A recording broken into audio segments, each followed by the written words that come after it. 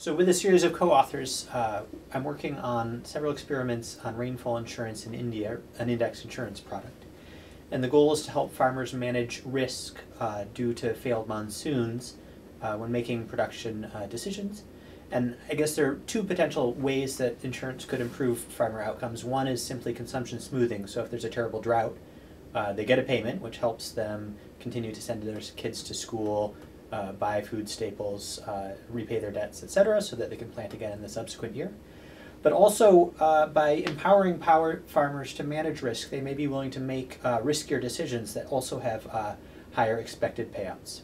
And so we find just that. So I'll talk about two experiments in this video. The first is a run in Andhra Pradesh with Javi Ginet at the World Bank and James Vickery at the New York Fed.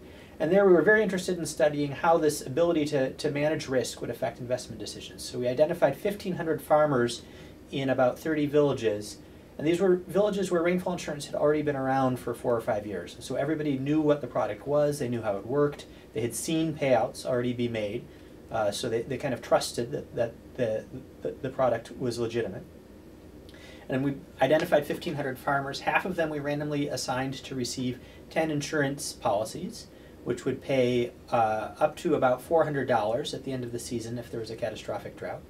The other half, we promised to pay them the expected value of those insurance policies at the end of the season. This was to shut down the possibility that the insurance policies were in fact a transfer of wealth and affected investment decisions simply through that channel, but not necessarily through the risk channel. So what we found, most of our farmers are deciding whether to plant subsistence crops such as sorghum or millet, or cash crops like cotton and castor. And what we found was that the farmers who were insured were about 10% more likely to plant cash crops than farmers that were not given the grant of insurance. So about an increase from about 48 to 53 percentage points in planting cash crops, and we see this in the data both in the decision to plant cash crops, but also in the use of various inputs for cash crops, purchasing seeds, fertilizer, and other inputs.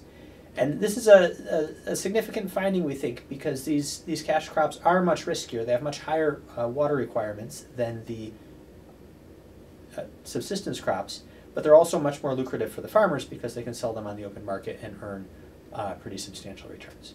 So the experiment, in fact, validated the hypothesis that managing risk can improve the profitability of investment decisions, and so we were delighted to see that.